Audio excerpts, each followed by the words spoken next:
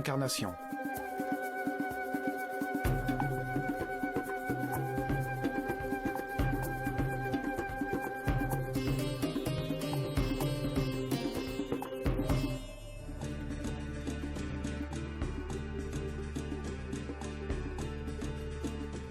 En Égypte existait une mystérieuse caste de prêtres bien organisés, dont le symbole était l'œil d'Horus. Ils exerçaient le vrai pouvoir dans l'ombre des pharaons.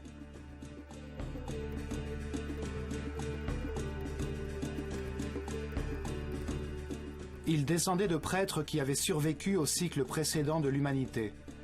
Ceux-là même qui avaient vu dans le déluge universel une chance de guider l'humanité vers une destinée plus haute et qui voulaient fonder une nouvelle société vouée à la perfection spirituelle.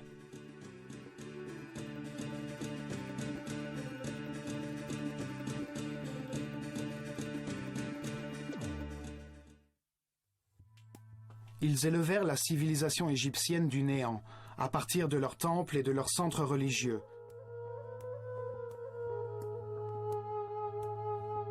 Dans les temples, ils concentraient le savoir, le pouvoir, la richesse matérielle et spirituelle.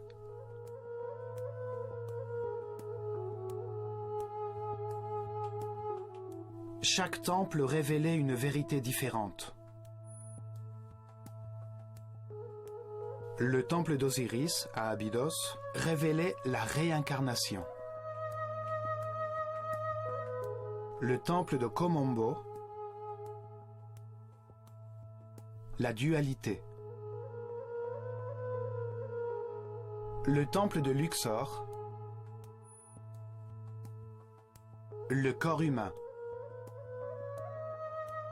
Le temple d'Hathor, à Dendera,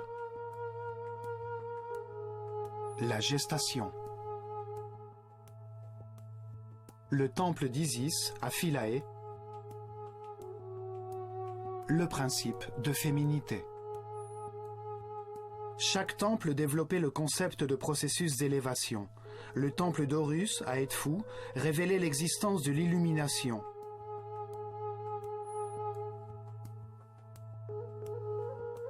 Le temple de Karnak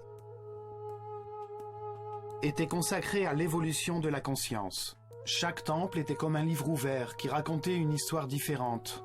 Chacun d'eux était dédié à une partie de la révélation. Les temples transmettaient leur savoir par le biais d'histoires simples, remplies de mythes et de personnages fantastiques.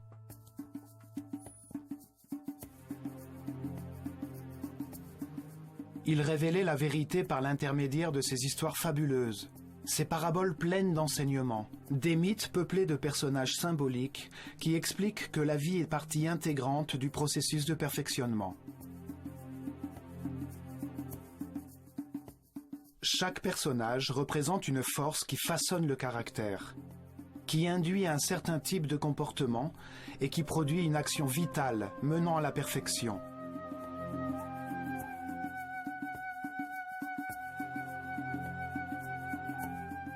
Les formes des personnages et des actions vitales qu'ils représentent témoignent de la grande sagesse des prêtres de l'œil d'Horus. Pour les choisir, ils étudient en profondeur les animaux et les insectes, jusqu'à ce qu'ils comprennent leur fonction vitale ainsi que son résultat.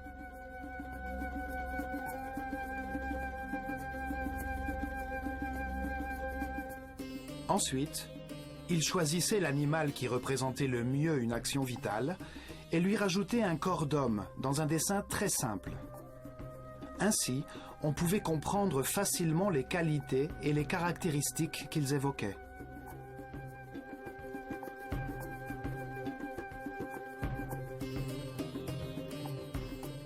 Un homme à tête de faucon est un être qui voit tout.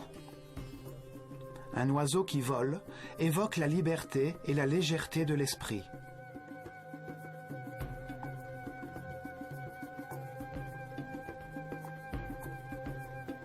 Un homme à tête de chacal possède le sens de l'orientation de cet animal. Le soleil au-dessus de la tête d'un autre signifie que sa sagesse est rayonnante, que sa conscience est très évoluée.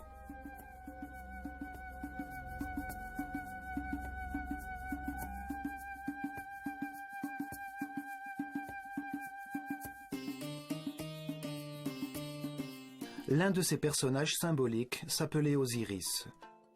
C'est à Abydos, derrière de grands murs le protégeant de l'extérieur, que se trouve le temple qui raconte son histoire, un immense ensemble architectural où vivaient des milliers de personnes.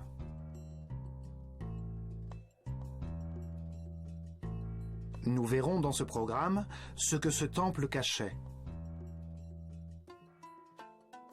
Abydos se situe à 140 km au nord de Thébas, la dernière capitale de l'Empire égyptien, son dernier centre religieux. Là, vers 1300 avant Jésus-Christ, le pharaon Séti Ier et son fils Ramsès II construisirent un temple dédié à la révélation de l'existence de la réincarnation. Le temple était formé de 2 patios fermés.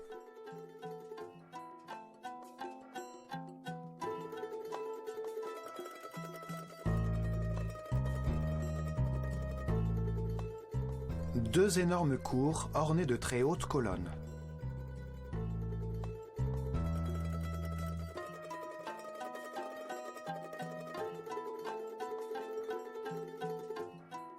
Sept sanctuaires, une suite de chambres et des salles réservées au service.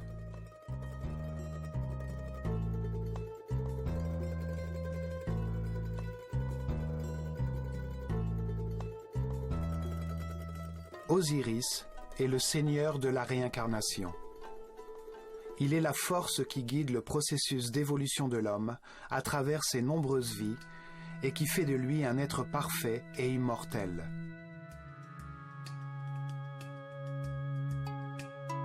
Dans ce temple, les prêtres de l'œil d'Horus enseignaient que la réincarnation est un processus d'évolution voulu par Dieu afin que l'homme puisse comprendre le sens de l'univers. Cette vérité s'enracine lentement dans la conscience au fil de nos vies afin que l'ignorance de nos enfants devienne sagesse. Ce processus transforme des esprits innocents en des êtres expérimentés qui comprennent la raison de leur existence. La réincarnation fait d'un être lourd et rigide, pétri de peur, un être souple et aérien qui vibre sur la plus haute fréquence de l'amour.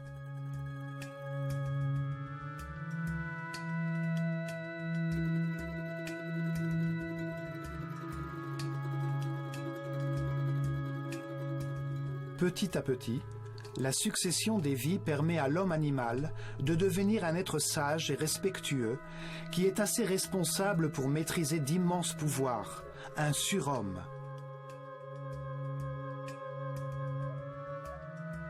Le processus de perfection passe par l'école universelle des contrastes. Une réalité de facteurs opposés, polarisés et duaux. La lumière et les ténèbres, la matière et l'esprit, la souffrance et le bonheur. Le contraste permet de comparer 2 éléments antagonistes. Parce que 2 situations sont opposées, on peut les différencier et comprendre laquelle est la bonne, laquelle mène à la perfection spirituelle, la paix et l'harmonie. Cette porte s'ouvrait seulement 4 fois par an. 4 jours d'importance durant lesquels une société guidée et réglée par les étoiles montrait à travers son architecture sa connaissance des mouvements du soleil. Ces jours d'équinoxe et de solstice définissent les cycles climatiques sur la Terre. Les 4 coins du soleil montrent les changements de saison, la crue du Nil, les périodes de semences et de récolte. Le premier rayon du soleil entrait par la porte du temple, illuminant la barque dorée à l'intérieur du sanctuaire d'Amon-Ra.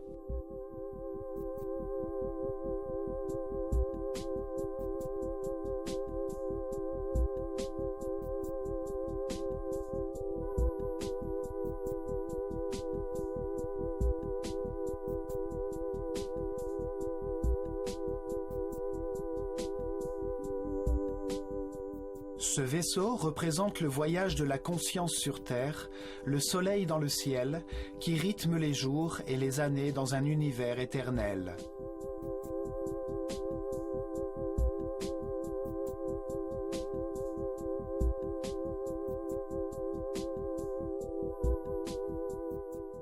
Le peuple pouvait seulement entrer dans ces patios pour assister aux cérémonies qui se déroulaient au crépuscule et à l'aube, les jours de solstice et d'équinoxe, comme dans tous les temples d'Égypte.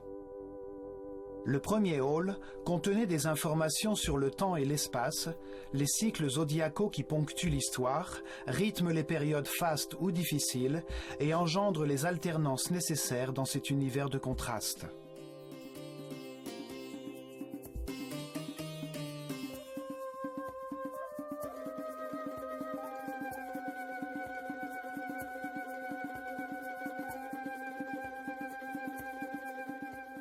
Dans ce monde cyclique, l'esprit se réincarne plusieurs fois dans différentes enveloppes charnelles qui lui permettent de vivre et de comprendre les valeurs qui structurent l'univers.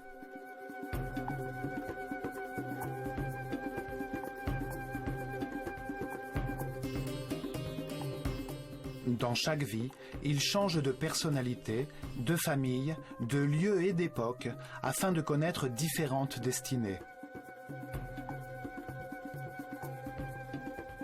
Cet esprit brillant peut décider de ses actes dans toutes les situations qu'il est amené à connaître et analyser les résultats de sa conduite. C'est ainsi qu'il évolue, en prenant des millions de décisions et en jaugeant les résultats qu'il obtient. Curieusement, une de leurs gravures présente des symboles très étranges qui attirent l'attention en raison de leur ressemblance avec des hélicoptères ou des objets volants.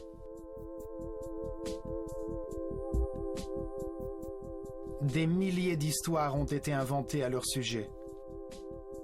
Certains disent que dans ces gravures, les Égyptiens ont laissé des messages écrits à l'attention des hommes du futur.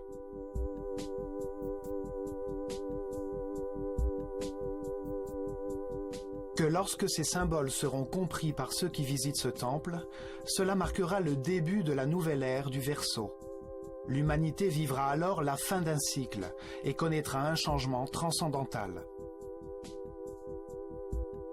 36 colonnes supportent le haut toit de la salle voisine, dédiée à l'ordre universel, devant les 7 chapelles qui forment le temple.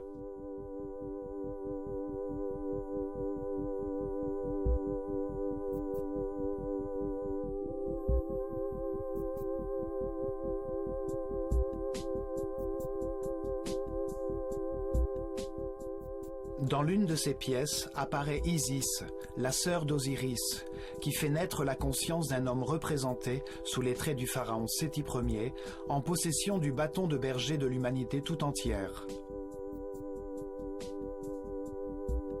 Elle donne un souffle de vie à cet instant divin où l'esprit s'incarne dans un corps, afin de découvrir les vérités de l'univers et comprendre les résultats de toutes les décisions de sa vie. Au cours de chaque vie, l'esprit habite un nouveau corps qui obéit à ses décisions et lui envoie continuellement des informations du monde extérieur par l'intermédiaire de ses sens et de ses terminaisons nerveuses. Vie après vie, l'homme connaît toutes sortes de situations qui le relient aux autres êtres. Il tire des leçons de ses difficultés et trace ainsi sa destinée.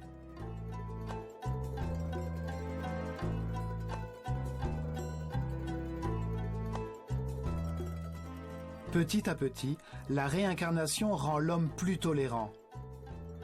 Il apprend à respecter les autres, à les accepter tels qu'ils sont, à s'adapter, car il comprend que tout le monde a une mission. Il évolue et il comprend que tout ce qu'il vit est utile à son apprentissage, qu'il possède tout ce dont il a besoin, que tout ce qui lui arrive est parfait, que les contrastes sont faits pour comprendre l'univers, et alors sa confiance en Dieu grandit.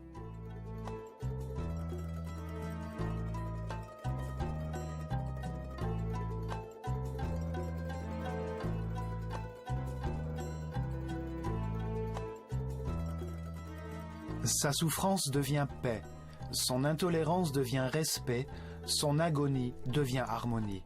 Il trouve le bonheur et, ce faisant, il élève son énergie vitale, il accède à de nouveaux sens et à de nouveaux pouvoirs. Il devient un être invulnérable.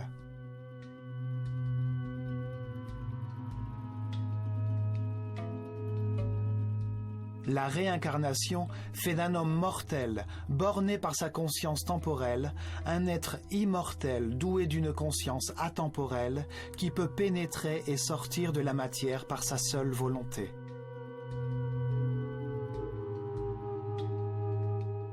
On vit plus d'une fois. La mort n'est qu'une porte vers d'autres circonstances de vie, vers une autre destinée. Chaque vie est une nouvelle leçon, une nouvelle étape dans le processus de perfection qui permet d'atteindre tôt ou tard l'immortalité par le respect et la paix intérieure. Les Égyptiens révélèrent que chaque esprit suit ce processus de perfection pendant un cycle cosmique, ce qui correspond à une rotation du système solaire autour du centre de la galaxie. Durant cette période de 25 920 années, la planète Terre traverse les 12 constellations, les étoiles qui forment les 12 signes zodiacaux dans le ciel.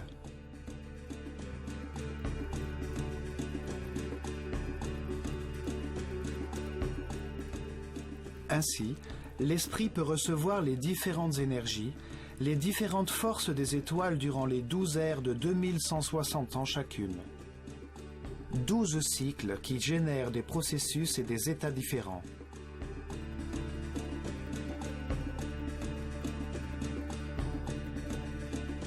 Durant ce cycle cosmique, l'esprit se réincarne 700 fois dans des corps, des lieux, des époques, des circonstances, des conditions et des personnalités différentes. Au cours de ces vies, il s'élève du 1er au 7e niveau de conscience.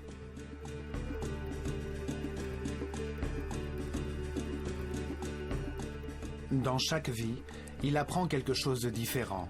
Chaque fois, il est différemment imprégné par les forces irradiées des étoiles. Pour expliquer ce processus d'amélioration, de réincarnation, les sages égyptiens inventèrent le mythe d'Osiris. L'histoire de deux forces opposées qui se manifestent dans l'esprit humain comme dans l'univers polarisé qui permet toute évolution. L'esprit humain, sous l'influence de la tension entre ces deux forces fondamentales, décide de sa conduite et de ses actes, et les résultats qu'il obtient sont une source d'apprentissage. La souffrance nous permet de comprendre le bonheur, l'angoisse nous permet de comprendre la sérénité.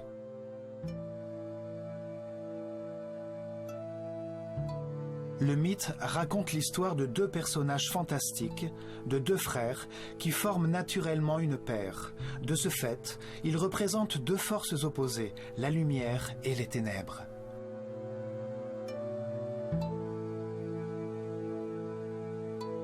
Osiris et Isis représentent la force de la lumière qui conduit l'homme vers la spiritualité, vers la perfection, qui l'amène à progresser sur le chemin de la conscience. Ils sont les moteurs de la réincarnation. Seth et Nephthys représentent la force des ténèbres, qui ramène l'homme vers la matérialité, vers les plaisirs sensoriels, vers la densité de l'inconscience, vers l'immobilité de l'ignorance.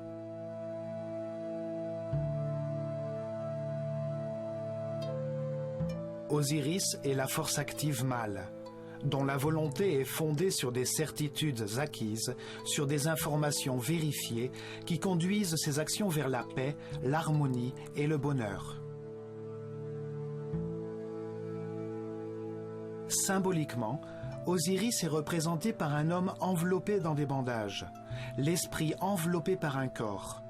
Il a une couronne blanche qui symbolise la conscience qui se forme dans son esprit, sertie de deux plumes, les deux pôles de l'univers, la dualité contradictoire qui nous permet de trouver la vérité par l'exercice de la comparaison.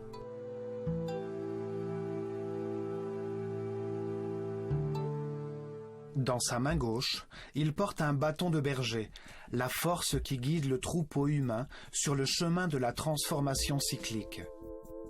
Dans sa main droite, il porte le fléau qui lui permet de séparer les bons des mauvais grains. Comme chaque décision, chaque récolte peut être mauvaise. En séparant les bons des mauvais grains, Osiris permet l'acquisition de la conscience qui permet de comprendre et d'atteindre la perfection. 7 représente le poids de l'animalité originelle qui retarde la spiritualisation de la matière. Sa volonté vise l'accomplissement des plaisirs égoïstes, même si elle doit pour cela répandre le chaos et faire souffrir les autres. Il est dominé par ses instincts. Dans cette confrontation, ces deux forces actives et masculines sont secondées par les forces féminines et passives de leur partenaire naturel. Isis insuffle dans le monde intérieur des émotions supérieures, des intuitions. Elle reçoit l'inspiration et produit des idées dans sa quête de l'adoration de Dieu, de l'extase.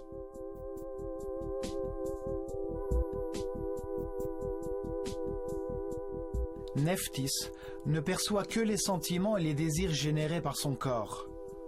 Elle ne conçoit que l'analyse de la perception élémentaire du monde extérieur par l'intermédiaire des sens.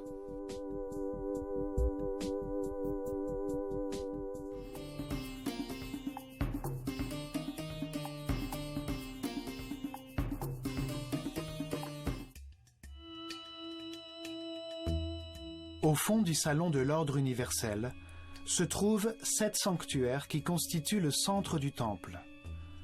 Ils expliquent les phases de la Genèse, le commencement de la pensée humaine en accord avec les principes divins, les forces qui conduisent le processus d'amélioration.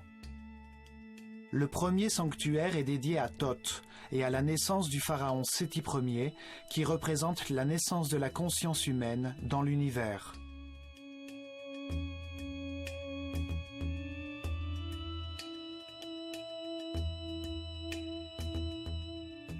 Dans la première de ces scènes symboliques, le grand prêtre de l'école d'Horus, recouvert d'une peau de jaguar, qui signifie le renoncement à la force originelle de l'animalité, préside la naissance du pharaon Séti Ier. La conscience qui participe à l'évolution de l'univers est née.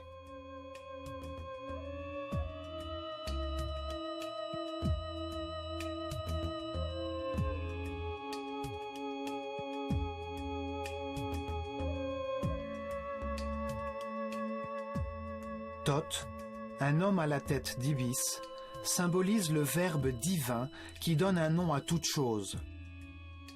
Il représente le principe multiplicateur du Dieu unique qui, lorsqu'il donne un nom, crée une créature divine. Thoth porte le livre de la destinée où il inscrit les évolutions de chaque esprit, les noms et les formes, les différentes personnalités dans la chaîne de réincarnation qui le mène vers l'immortalité.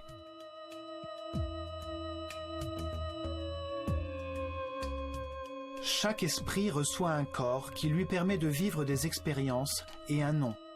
En l'occurrence, il s'agit de Séti Ier, une personnalité temporaire de Pharaon déterminée par le lieu et les circonstances dans lesquelles il connaîtra un destin temporaire avant de poursuivre son chemin d'apprentissage. Thoth écrit le nom dans son livre à l'intérieur d'une boucle que l'on appelle cartouche égyptienne. Chaque tour de cette boucle est noué à sa base et représente l'une des vies temporelles d'un esprit éternel. Le nom est la vibration du mot divin qui donne forme au corps et définit la personnalité temporaire dans laquelle l'esprit s'est incarné. Nous avons un nouveau nom dans chacune de nos vies. C'est la leçon du jour, la destinée qui définit les circonstances nécessaires afin que nous puissions apprendre de nos vies. Thoth est le scribe du paradis. Il archive les leçons que l'esprit incarné apprendra dans le livre de sa destinée et au moment de sa mort ce qu'il a accompli. Puisqu'il est responsable des mots, il est l'inventeur du langage, de son écriture et de la matière intellectuelle qu'il contient, compare et analyse. Aux côtés de Thoth se trouve Séchat, avec sa couronne aux 7 pétales. 7 est le nombre du progrès. 7 est le nombre de niveaux de l'esprit humain. Elle écrit le nom du pharaon dans la matière pour inaugurer le cycle temporel qu'il va vivre.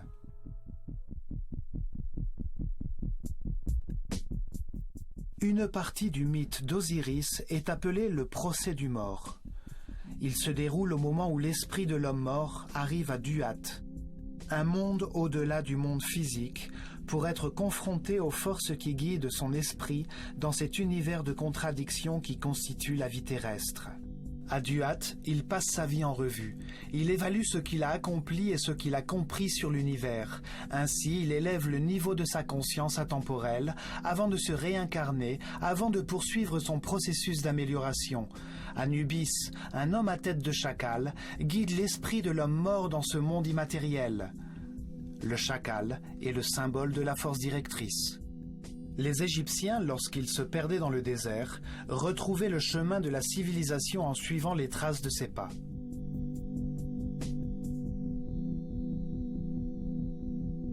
Anubis place le cœur de l'homme, qui contient tous ses sentiments, ses pensées et ses actions, sur un plateau de la balance de Maat, la déesse de la vérité et de la justice.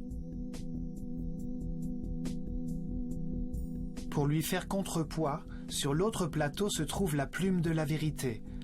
Si son cœur est plus léger que la plume, c'est qu'il a appris les bonnes leçons.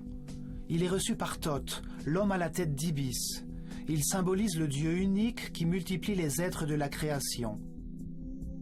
Il apprécie le résultat de chacune des décisions de l'esprit défunt, il évalue son comportement dans chacune des situations difficiles de sa vie et détermine quelle est la leçon essentielle que son incarnation lui a apprise. Il écrit le livre du destin, les registres sakkasiques, qui retracent les transformations de chaque esprit dans le processus d'évolution, le nom qu'il a pris, la forme qu'il a adoptée, le lieu où il est né, les circonstances de sa vie et ce qu'il a accompli. Un personnage étrange, qui est un croisement entre plusieurs animaux, le regarde. Il représente les différentes formes dans lesquelles l'esprit s'est incarné, les différentes expressions de son animalité. Il incarne la force animale qui ramène l'esprit vers la matière, les passions, le désir et les sensations corporelles. C'est l'influence de Seth, le côté obscur de chaque être humain qui retarde son processus d'évolution.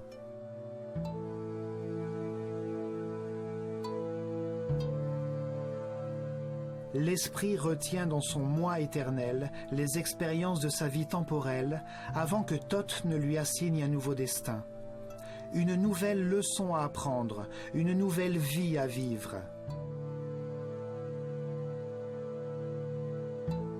Il est guidé par Horus, la lumière de sa propre conscience. Horus l'attend, prêt à le recevoir au moment de sa libération finale, lorsqu'il aura achevé son cycle de réincarnation et qu'il aura tout appris. Il lui dit d'entrer dans le sanctuaire de son nouveau corps, là où sont les nouvelles forces qui dirigeront sa conscience. Tout en haut se trouve Osiris, la force qui donne vie au processus d'élévation vers la spiritualité et le renoncement aux passions animales.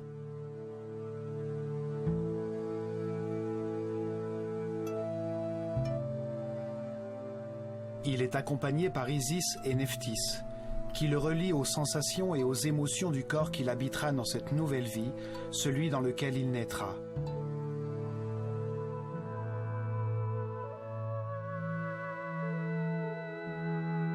Les trois autres sanctuaires sont dédiés au seul et unique Dieu vénéré par les Égyptiens, celui qui est partout. Mais il est représenté en trois phases différentes, trois différentes postures du même Dieu.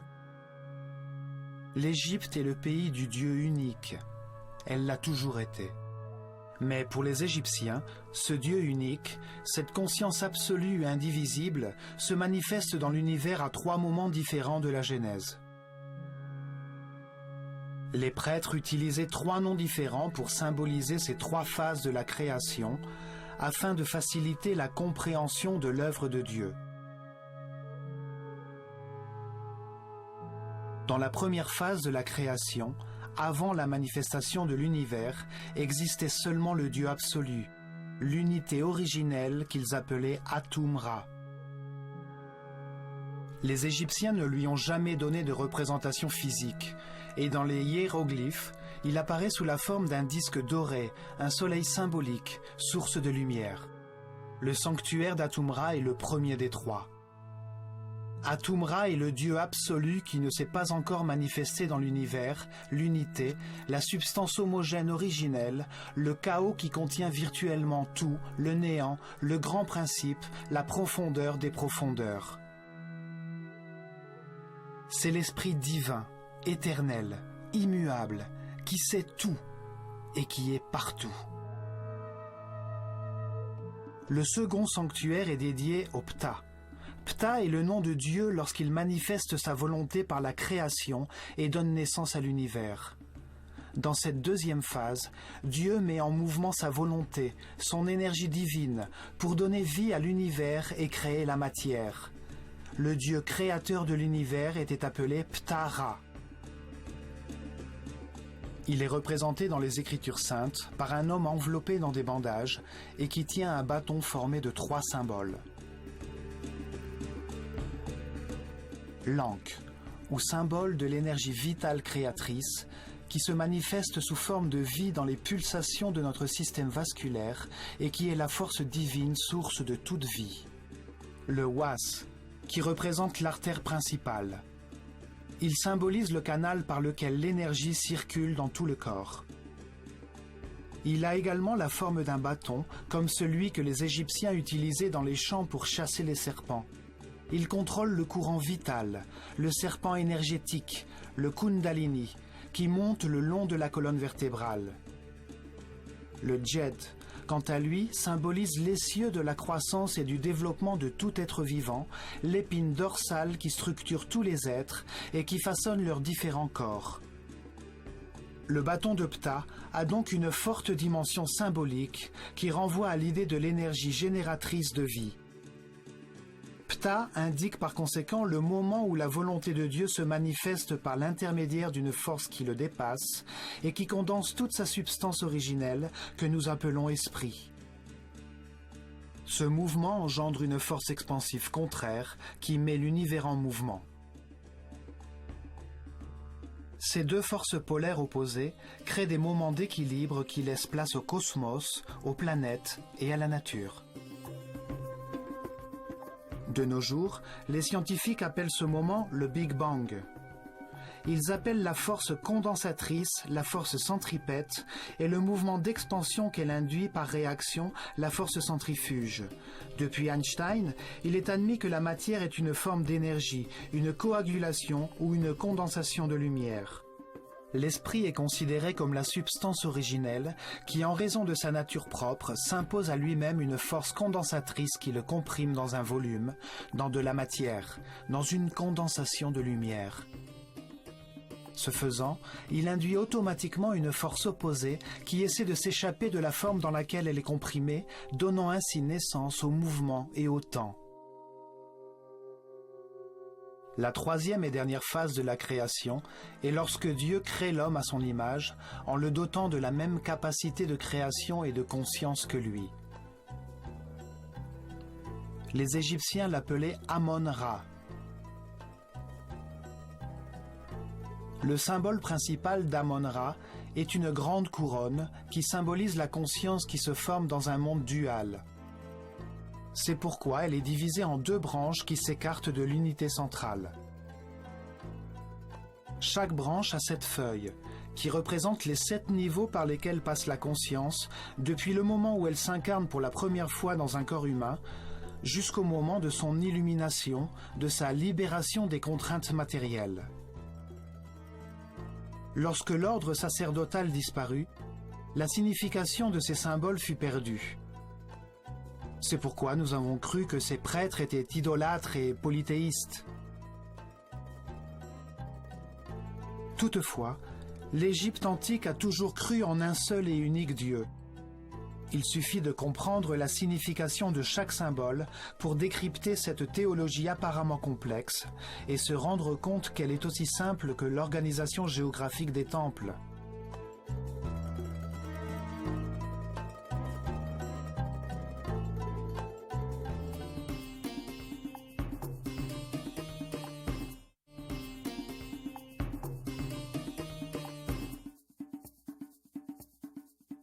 Dans le temple d'Osiris, à Abydos, le Dieu unique des différentes phases de la création possède son propre sanctuaire. Le dernier sanctuaire est celui d'Amon. Il représente le moment où, au-dessus de l'univers, Dieu crée l'homme à son image, dans le but qu'il prenne conscience de lui-même. Le sanctuaire se trouve dans la chapelle centrale du temple, ce qui donne toute son importance au surgissement de la conscience dans l'univers.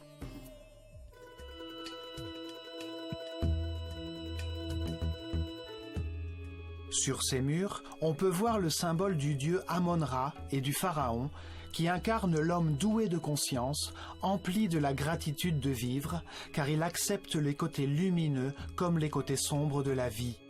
Il accepte le plaisir comme la douleur et conçoit son existence comme un processus d'amélioration. Amon-Ra symbolise également la multiplication de la conscience. Il a un bâton à la hauteur de son nombril, d'où est sortie l'humanité. Il porte toujours un symbole sacré avec lui, la clé de la vie, l'Ankh, ou le canal de l'énergie, le Was. L'univers et son essence, l'homme, évoluent vers la conscience absolue. La destinée divine de l'homme est d'atteindre l'étape suivante dans son évolution pour arriver à un degré de spiritualité qui dépasse la raison. Le pharaon enveloppe Amon-Ra d'une cape transparente. Ce geste symbolise la manière dont l'homme donne une forme à Dieu, comment il le représente dans son esprit et comprend les raisons de son existence. Il pointe du doigt le troisième œil, qui est considéré par de nombreuses religions et de nombreux cultes comme la porte vers un autre monde. Amon-Ra reçoit une tasse en forme de cœur qui contient tout l'amour et la sagesse accumulés au cours de l'évolution humaine. Les trois autres chapelles sont dédiées, la première à Osiris, la deuxième à Isis et la troisième à leur fils, Horus. Dans la création bipolaire reflétée par l'opposition entre la lumière et les ténèbres, Osiris et Isis représentent la lumière, la progression de la conscience à travers les cycles de la vie, la mort et le renouvellement. Le pôle opposé est représenté par Seth, la force des ténèbres qui rattache l'homme à la matière condensée, aux passions animales.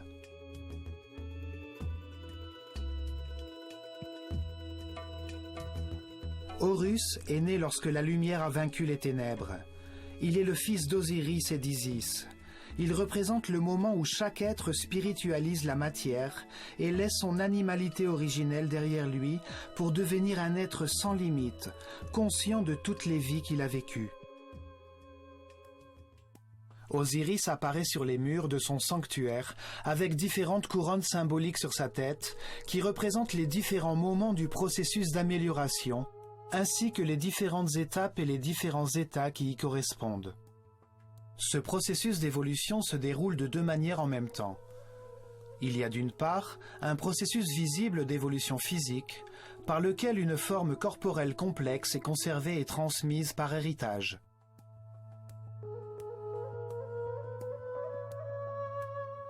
Il y a d'autre part un processus invisible d'évolution de l'esprit à travers la réincarnation vers des niveaux de conscience plus élevés jusqu'au moment où Horus naît à l'intérieur de chaque homme. Par ce processus de transformation de soi, l'homme renonce à son animalité originelle qui n'est plus que le poids mort de sa subconscience corporelle.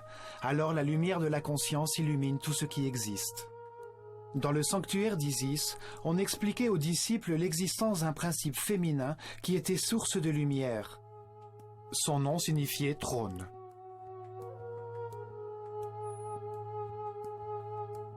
Chaque image symbolique permettait d'exprimer une pensée d'une manière très simple, par-delà le langage. D'après la philosophie ésotérique, chaque symbole a 7 clés. Isis est symbolisée par une femme qui a un vautour au-dessus de sa tête, sur laquelle sont placées des cornes de vache entourant un disque d'or. Osiris et Isis représentent deux forces jumelles qui permettent l'évolution de la conscience par la spiritualisation de la matière. Dans leur histoire mythique, ils sont à la fois frères et sœurs et mari et femme.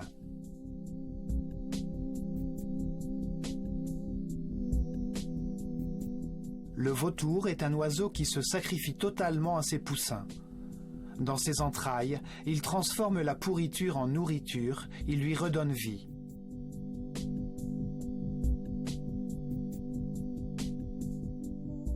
La vache évoque la nutrition. Ses cornes ont la forme de la lune, la mère de tous les cycles. Elles entourent le disque d'or, la lumière du soleil, source de la vie, la lumière de la conscience.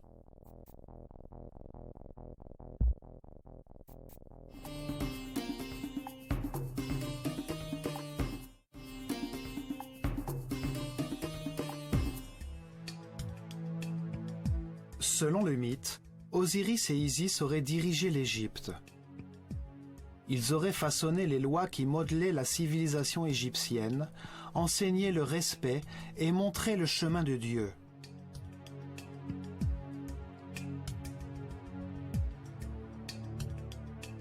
Après avoir accompli cela, Osiris se met à la recherche de nouvelles vérités et part en voyage en laissant le royaume, symbole de l'esprit, dans les mains d'Isis, sa femme et sœur.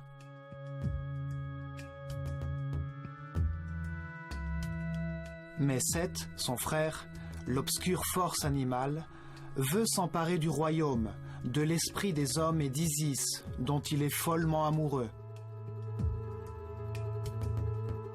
Lorsqu'Osiris revient, Seth, qui a comploté avec 72 autres nobles, l'invite à un banquet durant lequel il apporte un superbe coffre en bois construit aux dimensions exactes d'Osiris. Il déclare alors qu'il offrira à celui qui pourra entrer dedans. Un par un, les convives essayent, et lorsqu'Osiris s'allonge dedans, les conspirateurs referment le couvercle, le scellent avec du plomb et le jettent au Nil. Seth, qui représente le côté animal et passionné de chaque être, prend le contrôle de l'esprit humain et le cantonne aux sensations du corps et à ses désirs.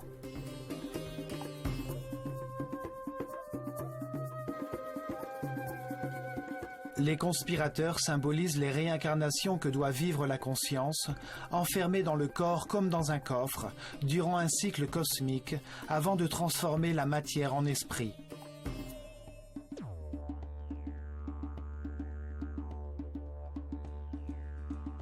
« 72 ans est le temps que met la Terre pour faire un degré de chacun des 30 arcs que forme chaque constellation de la voûte céleste. Les 12 aires zodiacales, les 12 constellations, occupent les 360 degrés du ciel. La grande rotation du système solaire, appelée le cycle cosmique, s'effectue en 25 920 ans.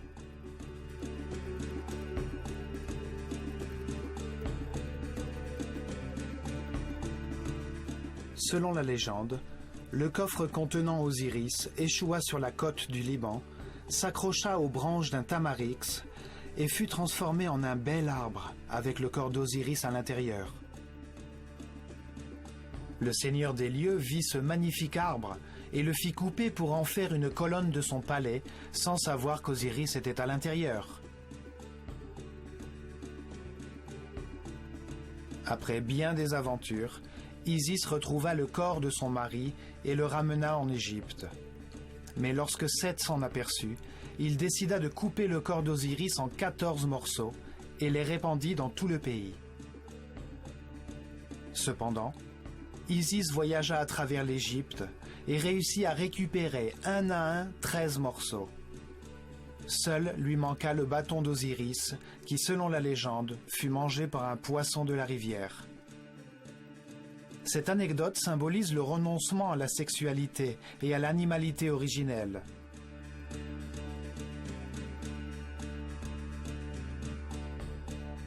Isis, avec l'aide de Thoth, réunit les morceaux du corps d'Osiris et communie spirituellement avec son mari. Elle s'imprègne de son odeur et tombe enceinte d'Horus.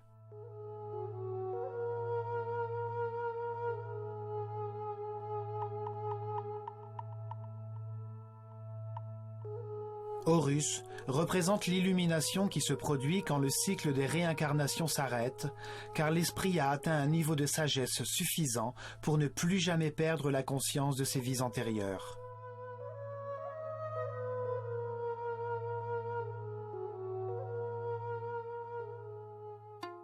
Cette histoire est une parabole de l'évolution, du processus de l'esprit humain depuis sa première incarnation corporelle jusqu'au moment où, après de nombreuses vies, guidé par ses émotions supérieures, son inspiration et son intuition, il reçoit pour toujours l'illumination et la sagesse.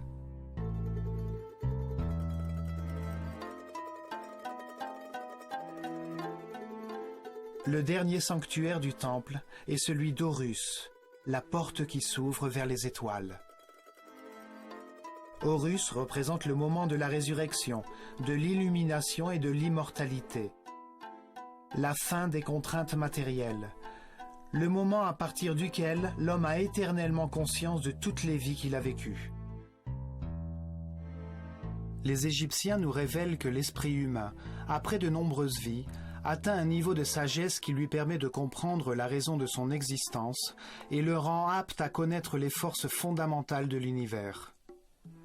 Cette compréhension, qui résulte des expériences de plusieurs vies, conduit l'homme vers l'harmonie.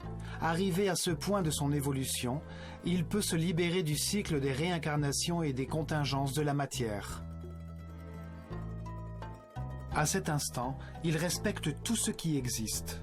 Il accepte que tout ce qui arrive dans ce monde est parfait et il demeure en paix et en harmonie. Il possède alors une grande quantité d'énergie vitale et il décide avec toute sa volonté de vouer son existence à la découverte de Dieu. Si, lorsqu'il atteint ce niveau, il décide de s'efforcer à atteindre la perfection, alors il ouvre la porte du chemin d'Horus, vers la transformation ultime qui met un terme au cycle des réincarnations. Horus représente le triomphe de la lumière sur les ténèbres, le contrôle sur l'animalité originelle, la fin des contraintes matérielles. L'ultime passage de l'ignorance à la sagesse, la porte dimensionnelle qui permet de s'élever dans la hiérarchie de l'univers.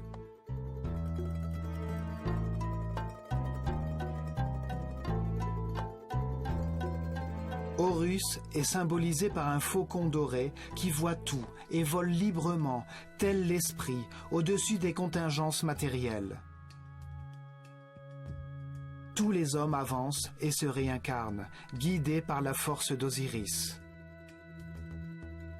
Ils portent en eux le germe d'Horus, la voie vers l'immortalité et la conscience éternelle. Nous ne pouvons y parvenir qu'en apprenant à nous adapter, en apprenant à apprécier ce que nous avons, à accepter les circonstances et les personnes qui nous entourent et en apprenant à nous sentir reconnaissants d'être en vie, de pouvoir prendre conscience que nous avons été créés pour aimer.